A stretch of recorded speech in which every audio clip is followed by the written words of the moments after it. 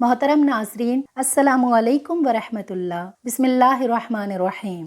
نمرود کی آگ سے نکلنے کے بعد حضرت ابراہیم علیہ السلام نے ملک شام کا رخ کیا اور وہیں پر زندگی بسر کرنے لگے۔ اس شہر میں آ کر حضرت ابراہیم علیہ السلام کا واسطہ ایسے لوگوں سے پڑا جو بڑے ہی خوبصورت اور اعلیٰ شان و شوکت والے کپڑے پہن کر کسی جگہ روانہ ہو رہے تھے۔ حضرت ابراہیم علیہ السلام نے ان لوگوں سے پوچھا کہ تم سب لوگ کہاں جا رہے ہو؟ تو انہوں نے جواب دیتے ہوئے کہا کہ ہم ایک ایسے بادشاہ کے محل میں جا رہے ہیں۔ ان کی ایک بہت ہی خوبصورت لڑکی ہے اور وہ ایسی خوبصورت ہے کہ اس جیسی حسین عورت دنیا میں کوئی موجود نہیں ہے، لیکن اس کے لیے جو بھی رشتہ آتا ہے وہ اس کو انکار کر دیتی ہے۔ اس کا کہنا یہ ہے کہ میں اپنی پسند کے لڑکے سے شادی کروں گی۔ 7 دن سے یہ سلسلہ جاری ہے کہ سب لوگ وہاں جاتے ہیں اور وہ شہزادی کسی کو بھی پسند نہیں کرتی ہے، سب کو محل کے میدان سے ہی جانے کے لیے کہہ دیتی ہے۔ یہ بات سن کر حضرت ابراہیم علیہ السلام بھی ان لوگوں کے ساتھ اس بادشاہ کے محل میں یہ عجیب منظر دیکھنے کے لیے چلے گئے۔ جب سب لوگ اس محل کے میدان میں آ کر بیٹھ گئے تو وہ شہزادی اپنے نوکرانیوں کے ساتھ بہت اچھے لباس اور چہرے کو ڈھانپ کر ایک بڑے سے برتن میں سونے چاندی کے جواہرات لے کر معمول کے مطابق سب لڑکوں کو دیکھنے لگ گئی۔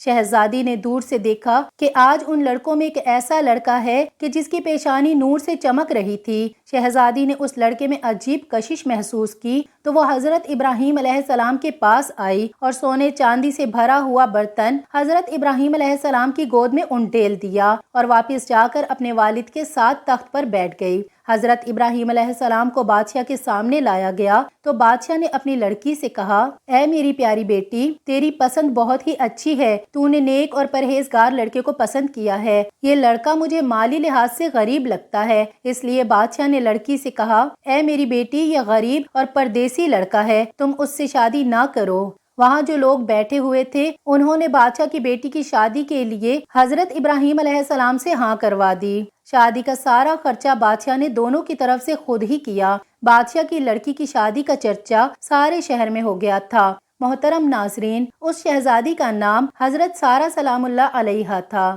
لیکن بعض روایات میں یہ بھی ذکر کیا گیا ہے کہ حضرت سارہ سلام اللہ علیہا کی والدہ حضرت ابراہیم علیہ السلام کی خالہ تھیں، اور کچھ روایات میں یہ بیان کیا گیا ہے کہ سارہ اور اماں حوا ایسی خواتین تھیں جو کہ انتہا کی حسین و جمیل تھیں۔ حضرت ابراہیم علیہ السلام کی شادی کو ابھی چند ہی دن گزرے تھے کہ آپ علیہ السلام نے ملک مصر کی طرف ہجرت کی۔ مصر میں اس وقت قبطیوں کی حکومت تھی، اور یاد رہے کہ قبطیوں کے ہر بادشاہ کو فرعون کے لقب سے پکارا جاتا تھا۔ کچھ لوگ سمجھتے ہیں کہ فرعون خاص اس بادشاہ کا نام تھا جو حضرت موسیٰ علیہ السلام کے زمانے میں تھا، جبکہ تاریخ میں فرعون کسی بھی بادشاہ کا نام نہیں رہا۔ فرعون ایک لقب ہے جو کہ قبطیوں کے تمام بادشاہوں کے لیے بولا جاتا تھا۔ اس وقت عمر بن امرتی القیس وہاں کا فرعون بادشاہ تھا۔ سفر پر جاتے ہوئے لوگوں نے حضرت ابراہیم علیہ السلام کو کہا کہ اے ابراہیم علیہ السلام، اپنی بیوی کو ساتھ نہ لے جاؤ، مصر کا بادشاہ عورتوں کا بے حد شوقین ہے، وہ عورتوں کو اپنی ہوس کا شکار بنا لیتا ہے۔ اس نے خوبصورت لڑکیاں اپنے سامنے پیش کرنے کے لیے آدمی رکھے ہوئے ہیں جو ہر شہر سے لڑکیاں اس کے پاس لے کر جاتے ہیں۔ وہ لڑکیوں کے ساتھ اپنی ہوس پوری کر کے ان لڑکیوں کو بے پناہ دولت دے دیتا ہے۔ جب بھی کوئی نیا مسافر کسی عورت کے ساتھ مصر میں داخل ہوتا ہے تو اس مصر کے فرعون کے فوجی اس عورت کو گرفتار کر کے سب سے پہلے بادشاہ کے پاس لے جاتے ہیں، اور وہ فرعون اس عورت کو کچھ راتیں اپنے پاس رکھ کر پھر چھوڑ دیتا ہے۔ محترم ناظرین، یہ یاد رہے کہ قبطیوں کے تمام بادشاہوں کو فرعون کے لقب سے پکارا جاتا تھا۔ یہ بھی یاد رہے کہ یہ واقعہ صحیح سندوں کے ساتھ موجود ہے، اور حدیث کی بھی تمام کتابوں میں اسے صحیح حوالوں کے ساتھ بیان کیا گیا ہے۔ لوگوں کی بات کو سن کر حضرت ابراہیم علیہ السلام کے دل میں یہ بات آئی کہ میں تو کافی بوڑھا ہو گیا ہوں اور سارا بے حد حسین و جمیل ہے، کہیں ایسا نہ ہو کہ جو یہ لوگ کہہ رہے ہیں وہ سچ نہ ہو جائے۔ اس ڈر سے حضرت ابراہیم علیہ السلام نے ایک بڑا سا صندوق لیا، اس میں اپنی بیوی کو بند کر کے اس صندوق کو تالا لگا کر ایک اونٹ کے اوپر رکھ دیا۔ جب حضرت ابراہیم علیہ السلام قافلے والوں کے ساتھ شہر میں پہنچ گئے تو شہر والوں نے صندوق کو کھولنے کی کوشش کی تو حضرت ابراہیم علیہ السلام نے شہر کے لوگوں کو صندوق نہ کھولنے کے لیے کہا اور فرمایا کہ تم اس صندوق کو مت کھولو، اگر تم کو اس کے بدلے میں سونا چاندی بھی وصول کرنا ہے تو میں وہ بھی دینے کو تیار ہوں۔ جب شہر کے لوگوں نے حضرت ابراہیم علیہ السلام کی یہ بات سنی تو ان کے دل میں یہ بات آئی کہ اس صندوق میں ایسی کیا چیز ہے جس کے بدلے میں یہ آدمی ہم کو سونا چاندی دینے کے لیے تیار ہو رہا ہے۔ تو انہوں نے کہا کہ ہم اس صندوق کو ضرور چیک کرنا چاہتے ہیں کہ اس میں کیا ہے۔ شہر والوں نے ضد کرتے ہوئے اس صندوق کو کھول دیا تو انہوں نے دیکھا کہ ایک حسین و جمیل عورت اس صندوق میں بند کی ہوئی ہے، اور انہوں نے کبھی اتنی حسین و جمیل عورت نہیں دیکھی تھی۔ انہوں نے حضرت ابراہیم علیہ السلام اور سارہ کو لیا اور فرعون بادشاہ کے سامنے پیش کر دیا۔ جب بادشاہ کی نظر سارہ پر پڑی تو بادشاہ نے حضرت ابراہیم علیہ السلام سے دریافت کیا کہ یہ عورت آپ کی کیا لگتی ہے؟ تو حضرت ابراہیم علیہ السلام نے جواب دیتے ہوئے فرمایا کہ یہ میری بہن ہے۔ حضرت ابراہیم علیہ السلام کا جواب سنتے ہی مصر کے بادشاہ نے کہا کہ تم اپنی بہن مجھے دے دو۔ تو حضرت ابراہیم علیہ السلام نے کہا کہ وہ خود جو فیصلہ کر لے وہ مجھے منظور ہے۔ حضرت سارہ سلام اللہ علیہا نے کہا کہ میں پناہ مانگتی ہوں اللہ سبحانہ و تعالیٰ کی۔ بادشاہ حضرت سارہ علیہ السلام کے حسن کے بارے میں اپنے کارندوں سے آگاہ ہو چکا تھا۔ اس کی نیت جو پہلے ہی خراب تھی اور اب اس کا ارادہ اور زیادہ برا ہو گیا۔ اب اس نے حکم دیا کہ اس لڑکی کو نہلا دھلا کر لباس فاخرہ پہنا کر میری خلوت گاہ لے آؤ۔ ملعون کے حکم کی تعمیل کی گئی اور جب حضرت سارہ کو تیار کر کے فرعون کی خلوت گاہ میں پہنچا دیا گیا تو حضرت سارہ علیہ السلام وہاں پر اللہ سبحانہ و تعالیٰ کے حضور عبادت میں مصروف ہو گئیں۔ صحیح بخاری کی حدیث نمبر 2217 میں یہ واضح تفصیل سے درج ہے۔ چنانچہ فرعون خلوت گاہ میں پہنچا اور حضرت بی بی سارہ سلام اللہ علیہا کی عبادت ختم ہونے کا انتظار کرنے لگا۔ حدیث پاک کے الفاظ ہیں کہ حضرت سارہ سلام اللہ علیہا نے اللہ سبحانہ و تعالیٰ سے یوں دعا کی کہ اے اللہ، اگر میں تجھ پر اور تیرے رسول حضرت ابراہیم علیہ السلام پر ایمان رکھتی ہوں اور اگر میں نے اپنے شوہر کے سوا اپنی شرمگاہ کی حفاظت کی ہے تو مجھ پر ایک کافر کو مسلط نہ کر۔ روایات میں اس طرح سے بیان کیا گیا ہے کہ اللہ سبحانہ و تعالیٰ نے اسی وقت حضرت جبرائیل علیہ السلام کو بھیجا اور فرمایا کہ حضرت ابراہیم علیہ السلام کی آنکھوں سے پردہ ہٹا دو تاکہ وہ اپنی عورت کو دیکھ سکے، اور بادشاہ مصر اور سارہ جو بات چیت کریں وہ حضرت ابراہیم علیہ السلام خود دیکھیں اور خود سنیں۔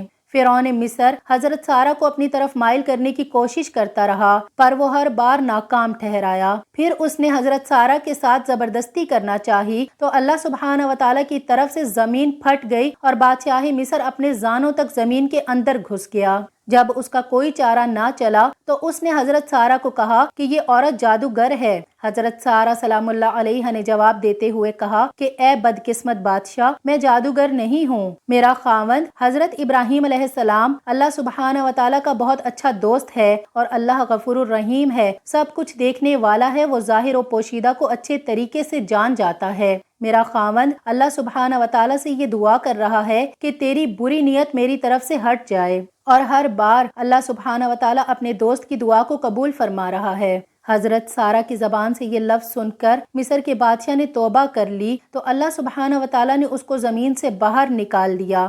جب وہ زمین سے باہر نکل آیا تو پھر اس کی نیت خراب ہوئی تو اس نے حضرت سارہ کو نظر بد سے دیکھا تو اللہ سبحانہ و تعالیٰ کے حکم سے اس کی نظر جاتی رہی۔ جب وہ آنکھوں سے نابینا ہو گیا تو اس نے حضرت سارہ سلام اللہ علیہا سے کہا کہ اے بی بی، میرے لیے اللہ سے دعا کرو کہ میں ہمیشہ کے لیے اس بدکاری سے بچ جاؤں۔ تو حضرت سارہ سلام اللہ علیہا نے بادشاہ مصر کے لیے اللہ سبحانہ و تعالیٰ سے دعا کی کہ اے اللہ، اس زانی شخص کو سیدھا راستہ دکھا دے۔ تو اللہ سبحانہ و تعالیٰ نے حضرت سارہ کی دعا کو قبول کرتے ہوئے اس کی آنکھوں کی بینائی واپس لوٹا دی۔ جب اس کی آنکھیں ٹھیک ہو گئیں تو اس نے ایک بار پھر حضرت سارہ کی طرف بدکاری کرنے کی کوشش کی تو اس بار اس کا سارا جسم ایک جگہ پر رک گیا۔ اس نے پھر حضرت سارہ علیہ السلام سے دعا کی درخواست کی تو حضرت سارہ نے جواب دیتے ہوئے کہا کہ اے بدقسمت، تو اپنی حرکتوں سے باز نہیں آ رہا ہے، یہ سب دعا میرا خاوند کر رہا ہے، اب اس کی مرضی ہے کہ وہ تیرے لیے دعا کرتا ہے یا نہیں کرتا۔ مصر کے بادشاہ نے حکم دیا کہ حضرت ابراہیم علیہ السلام کو میرے سامنے لاؤ۔ حضرت ابراہیم علیہ السلام کو مصر کے بادشاہ کے سامنے لایا گیا تو ملعون نے حضرت ابراہیم علیہ السلام کو کہا کہ اے ابراہیم، میرے لیے دعا کرو، میں بہت ہی بے شرم انسان ہوں، میں نے تیرے ساتھ بہت ہی برا کرنے کی کوشش کی ہے۔ حضرت ابراہیم علیہ السلام نے فرمایا کہ یہ سب کچھ میرا خدا کر رہا ہے جو بڑا ہی رحیم اور کریم ہے۔ بادشاہ نے اپنی بیٹی حسین و جمیل سارہ کے سامنے پیش کر دی اور کہا کہ اے اللہ کی نیک بندی، میں تم کو بی بی ہاجرہ شکرانے کے طور پر بطور ہدیہ پیش کرتا ہوں۔ جو گناہ مجھ سے ہوا ہے تو مجھے اللہ کے واسطے معاف کر دے۔ روایات میں ہے کہ حضرت ابراہیم علیہ السلام سارہ اور ہاجرہ کو ساتھ لے کر کنعان کی طرف تشریف لے گئے۔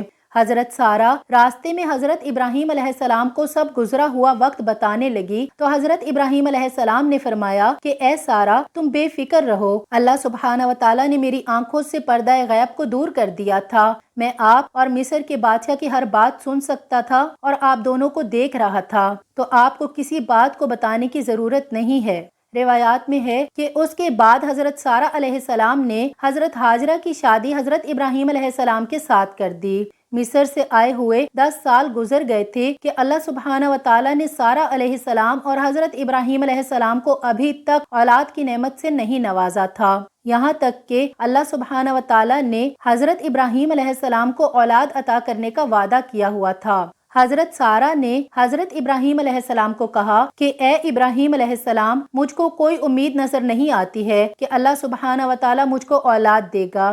روایات میں ہے کہ حضرت ابراہیم علیہ السلام کو حضرت سارہ علیہ السلام کے ساتھ شادی کے 1 سال بعد ہی اللہ سبحانہ و تعالیٰ نے حضرت ہاجرہ کے بطن سے حضرت اسماعیل علیہ السلام کو پیدا کیا۔ جب حضرت ابراہیم علیہ السلام کی عمر 100 سال اور حضرت سارہ علیہ السلام کی عمر 90 سال کو پہنچی تو اللہ سبحانہ و تعالیٰ نے حضرت سارہ سلام اللہ علیہا کو بھی ایک بیٹے کی نعمت سے نواز دیا جس کا نام اسحاق رکھا تھا، اور جس کا ذکر قرآن پاک میں اس طرح سے بیان کیا گیا ہے کہ ہم نے سارہ کو اسحاق علیہ السلام کی اور اس کے بعد یعقوب علیہ السلام کی خوشخبری دی۔ سارہ نے کہا، او میرے خدا، میرے گھر بچہ ہوگا، میں اور میرا شوہر تو بوڑھے ہو چکے ہیں، یہ تو بڑی ہی عجیب بات ہے۔ تو حضرت جبرائیل علیہ السلام نے کہا کہ تم اللہ کی قدرت سے تعجب کرتی ہو، اے اہل بیت، تم پر اس کی برکتیں اور رحمتیں ہیں۔ روایات میں ہے کہ جب حضرت اسحاق علیہ السلام کی ولادت ہوئی تو حضرت اسماعیل علیہ السلام کی عمر تقریباً 13 یا 14 سال کی ہو گئی تھی،